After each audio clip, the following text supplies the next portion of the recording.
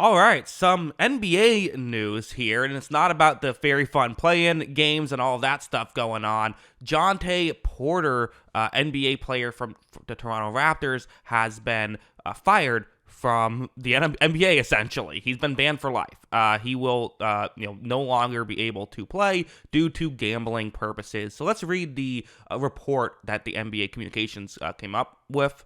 So here is some of what was said, kind of starting midway through the first paragraph. A league investigation found that Porter violated league rules by disclosing confidential information to sports bettors, limiting his own participation in one or more games for betting purposes, and betting on NBA games. The league's investigation found that prior to the Raptors' March 20 game, Porter disclosed confidential information about his own health status to an individual he knew to be an NBA bettor. Another individual with whom Porter associated and knew to be an NBA bettor subsequently, that's a tough word, I should know how to say that, placed an $80,000 parlay proposition bet with an online sports book to win $1.1 million, wagering that Porter would underperform in the March 20 game. The league's investigation also found that Porter limited his own game participation to influence the outcome of one or more bets on his performance in at least one Raptors game. In the March 20 game, Porter played only 3 minutes, claiming he felt ill due to the unusual betting activity and actions on the player. The $80,000 proposition bet was frozen and not paid out. In addition, from January through March 2024, while traveling with the Raptors or Raptors 905, the Raptors NBA G League affiliate, Porter placed at least 13 bets on NBA games using an associate's online betting account. These bets ranged in size from $15 to $22,000 for a total of $54,000. The total payout from these bets was $76,000, resulting in net winnings of $21,000. None of these bets involved any game in which Porter played. 3 of the bets were multi-game parlays, including one Raptors game in which Porter bet that the Raptors would lose. All 3 bets lost. It would also go on to say, I won't read this part, but you can pause it and read it if you want to, but it goes on to say that it was brought to the NBA's attention due to the licensed sports betting operations, going to the NBA and bringing that up.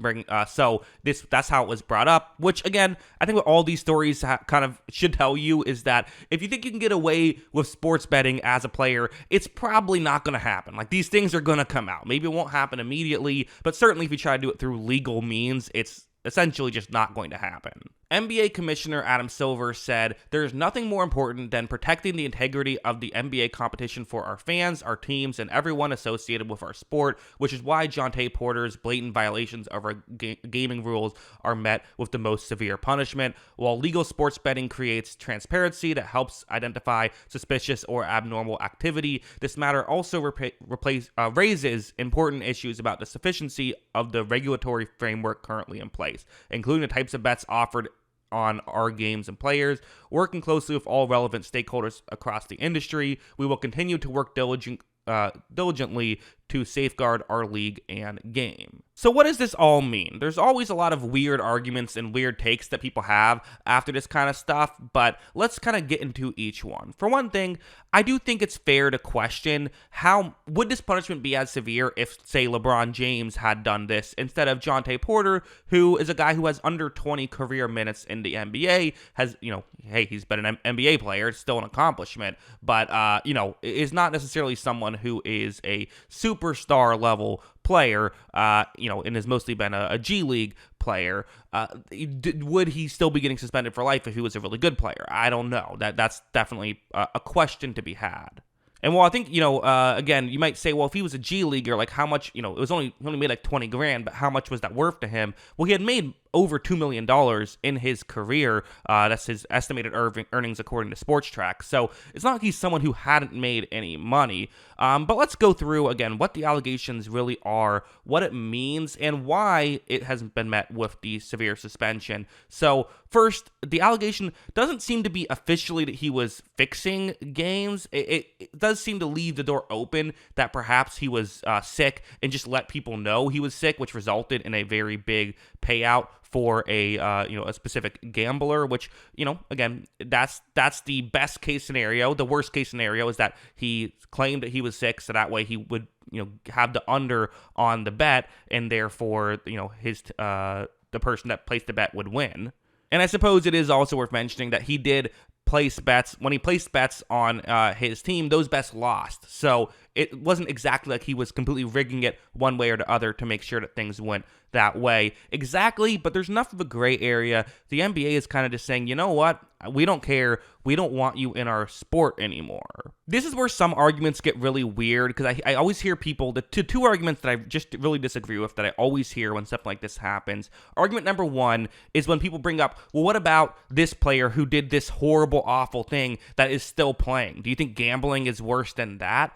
Well, no, but usually when someone does a bad thing and they get suspended for it, they're getting suspended for more of moral and ethical reasons. Whereas for Porter, his suspension is more for just business reasons, and his ejection from the league is a business decision. It is them saying, we think that you being in the league could hurt our product. So it is a different kind of argument. You can still debate whether or not you think he should be banned for life, but it's a different circumstance altogether. They're not saying that what Porter did is worse than what some other player did that, is still allowed to play.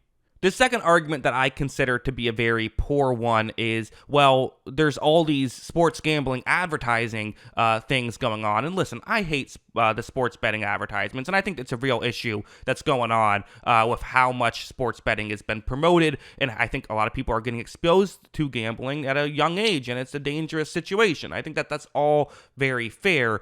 That being said, there is a very big difference between promoting sports gambling and actually potentially rigging an NBA game for the sports betting to go a certain way. It is not the same thing.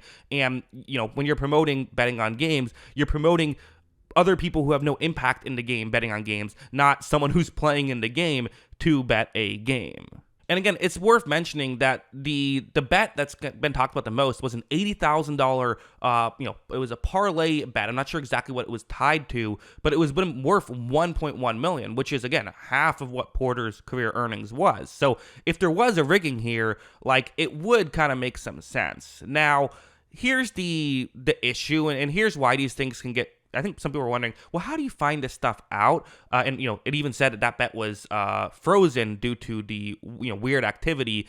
The issue of something like this is that when someone places a big bet, that moves the line. People know. There's someone on, it was a sports gambler on Joe Rogan who went into detail about this, which it actually made a lot of sense, where he kind of explained that when someone bets on a game, places a big bet on a parlay like this, that moves the line.